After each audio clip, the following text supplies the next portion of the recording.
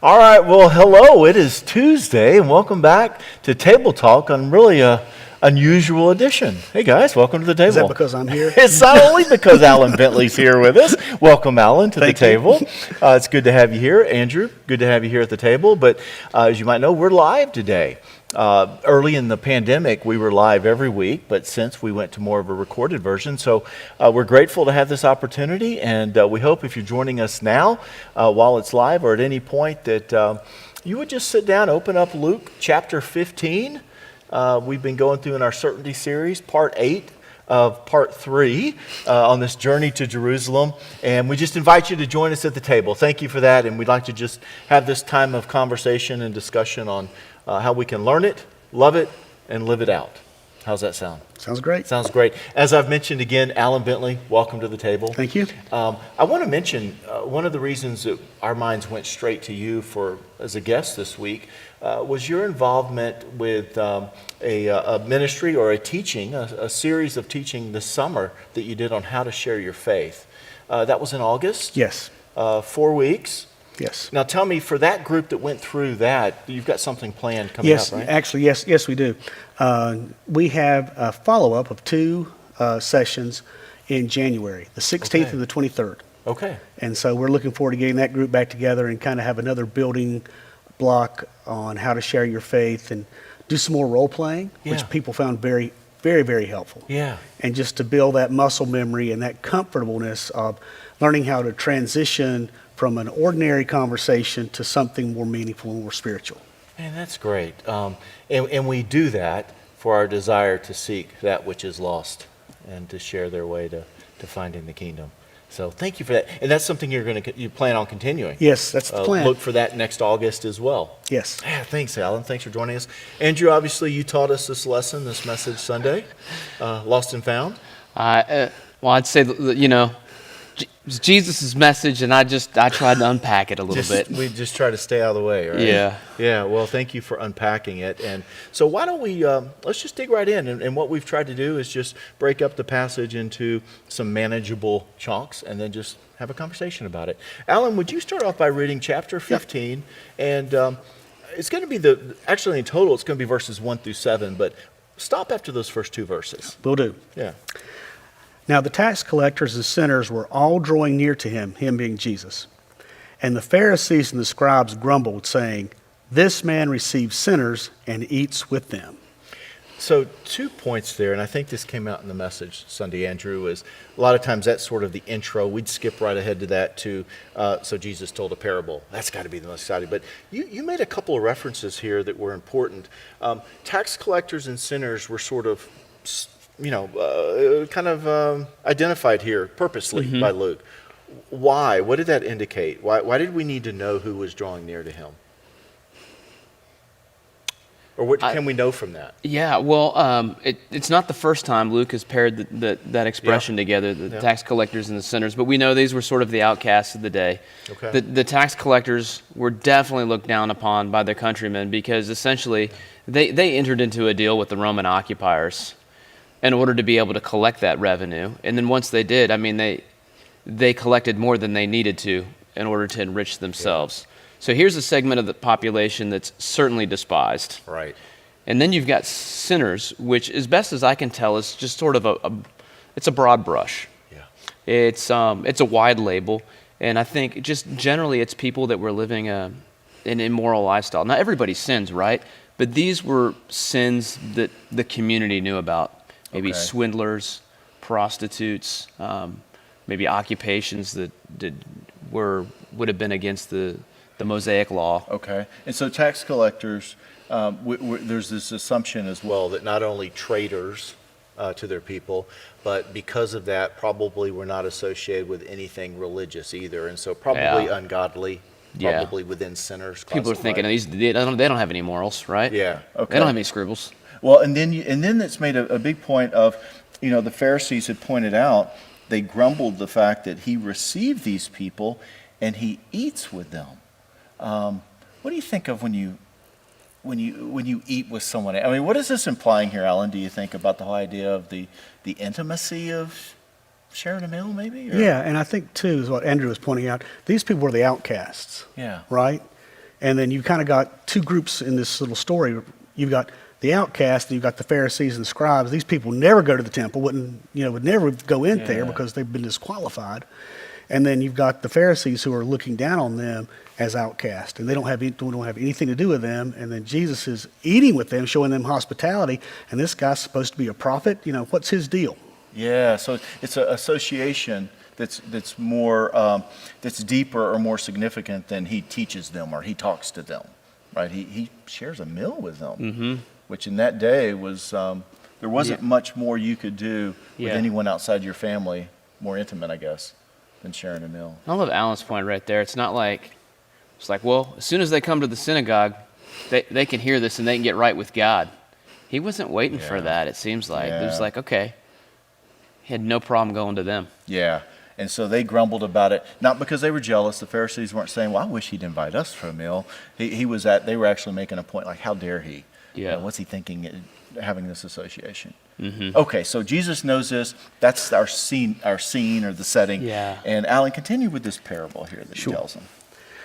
So Jesus told them this parable.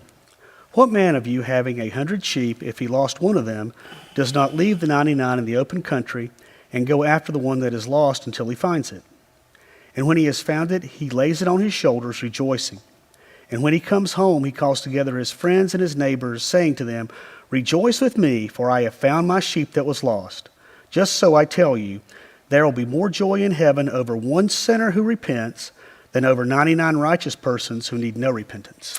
Yeah, that's a parable I think maybe some of us who've been around church more have heard before. It's sort of well known. We may not have all have heard this or know this parable, but was there anything for either of you that you sort of for the first time, if you're familiar with it before, for the first time, maybe it was emphasized more this time as you looked at it or studied it, or kind of that aha, and goodness, I've never thought about that before. I think for me, it even came out in the message. So I manuscript a lot of things. Yeah. And occasionally I'll deviate from that. And one of the times I deviated was in the middle of the message, where I was thinking about the shepherd and how he deals tenderly with the sheep when he finds it, and he's got reason to be mad at the sheep. I mean, the dumb sheep just wandered off on its own. It knows better. I mean, like, gets what it deserves, or he's kind of. And here he's like just putting it on. It's like maybe it's too weak to walk at this point. Yeah. Maybe it fell, or it just puts it on his shoulders and says, "Hey, I'm taking you back." And just that jumped out at me. That'd be for me the kind of the thought I hadn't had previously. Yeah. Alan, anything? I give it just a couple things stood out to me is that he looked until he found it. Yeah, that's me too. Yeah, it wasn't like, I'll just go out and give a cursory glance, and then I'm going to get some sleep. Where are you, sheep? Where are you at? Sheep. But the other thing is that, and this really applies to us too, is that the sheep's not actively seeking to be found by the shepherd. Yeah. The sheep is just lost, and the shepherd is basically rescuing the sheep because the sheep is completely helpless to rescue itself. Yeah.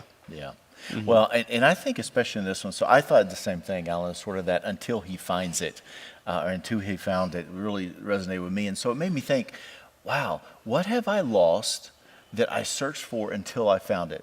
What did I, there are things I've lost that I've just sort of gave up on. Yep. There are things I gave cursory looks to, right? Mm-hmm. But there are certain things, just like you, I had my lost daughter moment, as a child in a Best Buy. Although I Does Christy know about it? She does. Right now? She does. She does know that because Lauren, who was 4 or 5 at the age, we actually got an announcement from the store manager over the intercom. So if Lauren's daddy's lost, she would like to find him. And but when I realized that Lauren's daddy was lost, wow, I would never stop. I would never stop looking. Yeah. And I imagine the anxiety, the stress, continue, right? You go without eating, you go without sleeping. And that's really what this is painting a picture of on our urgency for searching and seeking souls that are lost. The more valuable something is, the harder you look for it. Until you find it. Yeah, so I really struck out at me sort of as that first parable that set that up. And at the same time, there was this risk that you pointed out, Andrew, that, the 99 are still over here. So what is the application for us today that says, all right, we've got 99, is it that we just, let's not worry about them and we go for the one? Or, there was something you mentioned about that, and I'm trying to recall too that, he went, there was a balance of risk there, right? I mean, he had to say, look, the 99, I've got to make sure they're still okay, which to me seemed to be kind of like in a, whether it's lay leadership or church leadership, to say, hey, is the flock okay? How do I nurture, train, teach, and yet still put all this effort into finding what's lost? I don't know if there's any thoughts on that or if that makes sense. No, I think you did a good job. Okay. Yeah. And that's the balance, right? I mean, sometimes we have to, as members of a local body of the flock, and I hope this comes across right. We are live, so we're not editing this. We have to realize it's not about us. When it comes to the priority of evangelism or equipping and discipling into even new followers, Yeah. that's a priority. Programs, budgets. I mean, Yeah. I think a church that isn't applying this parable, the majority of their money is going to be spent internal and focused on, how do we keep ourselves happy? How do we take care of our programs? And a church that's trying to wrestle with this, the congregation, the leadership's going to be struggling with what do we send in outside our walls? This is going to potentially do nothing for us. Yeah. But we're doing it because it's what the Savior loves, and it's what He would want us to do. Well, that's the heart of your class, Yes. too. And I would assume, speaking for David, but I know his heart, that's why he helps partner with you in that class. He sees the urgency in that and the importance. Yes, I mean, it's the ultimate urgency that we have. Yeah. If we are true followers of Christ. Right. Yeah. And I think of the mission of River Oaks, too, to build up followers of Jesus who are sent out to reach. Not just to build. It'd be easy to say build up followers of Jesus, period. But we have to conclude that. Yeah. Wow. So the lost sheep parable. Well, let's continue with the second parable. Andrew, would you mind reading verses 8 through 10 here? The coin. Or what woman, having 10 silver coins, if she loses one coin, does not light a lamp and sweep the house and seek diligently until she finds it? And when she has found it, she calls together her friends and neighbors, saying, "Rejoice with me, for I found the coin that I had lost. Just so I tell you, there is joy before the angels of God over one sinner who repents." Man, this is so rich and so short. I know, isn't it? It's just like 3 verses. And the first thing that comes to mind is for us to get a perspective of that lost coin, the value of it. Because on one hand, we think, well, maybe it's just a collectible, like no big deal, right? Yeah. We lose little coins or we lose certain trinkets, or Yeah. things like that. But that's not what's going on. I mean, I feel like, $5 I've gone after pretty hard, and Yeah. it's a tenth of this woman's net assets, if you Yeah, will, yeah. her savings account. Yeah. Yeah. So, what's that translation then to value? Do you guys pick up? What is Jesus attempting to say the value, and then, applied, I guess. What do we see there? Any thoughts, Alan, on that? Well, I mean, again, it's something that's valuable to this person. Yeah. Right? Yeah. And so as this coin was valuable to this lady, these coins were valuable to this lady, so are we valuable to God, even infinitely more so. Yeah. Yeah. Yeah. Yeah. If it's something from the dollar store, Yeah. you're not lighting a lamp and you're not sweeping the floor. You're moving on. And so I think that's the point. And, I think we're supposed to see ourselves as the coin in this parable. And the greatness of that value, I think, is specific too. Just, it could have just said again, or what woman if she loses a coin, but the implication is she only has 10 to begin with. So 10% assumed of her entire wealth, she just lost. And so that again puts us in a perspective of, oh, that's a deeper sense of loss.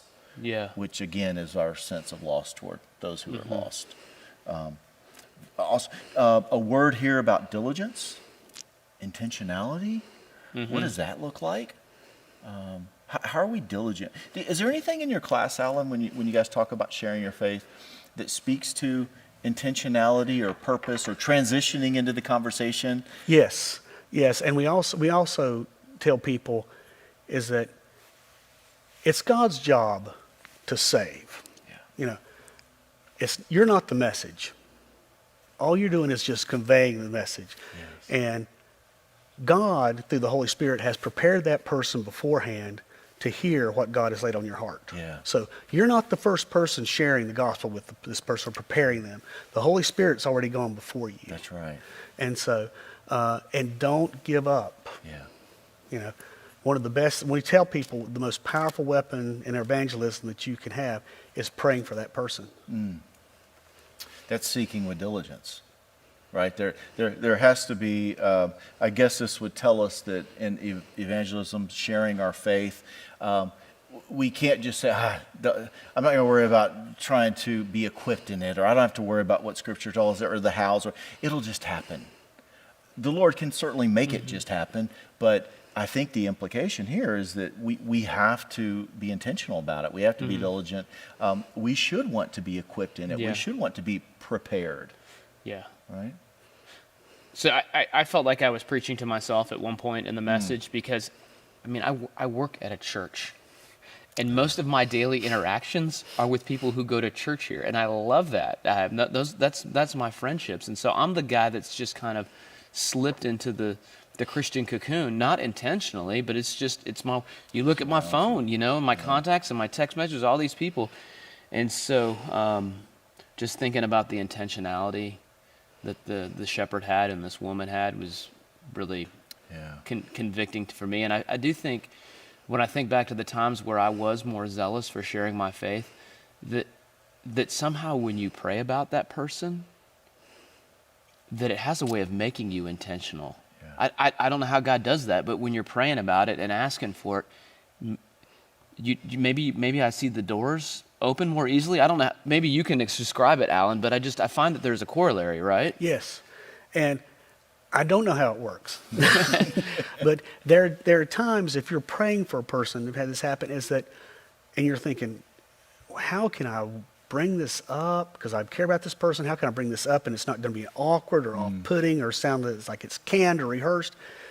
And then all of a sudden this person will ask a question or relay something that's like, what do you think? And it's just like, all right, Bentley, you've been praying for this. I've opened that door. You walk through it now. Yeah.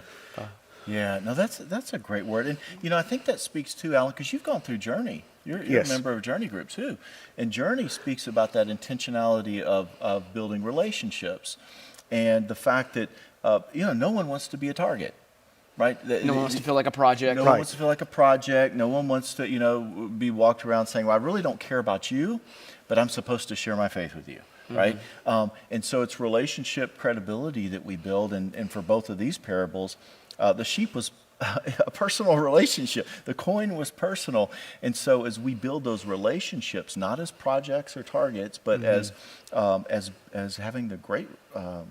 the blessing, the responsibility, the gift to be in the relationship that God has given us with these individuals, then we kind of are intentional. What have we been equipped with that says, how do you enter into, what do you think about spiritual things? Or have you had, some experience with a house of faith and start building on that? But that's a great word about diligence.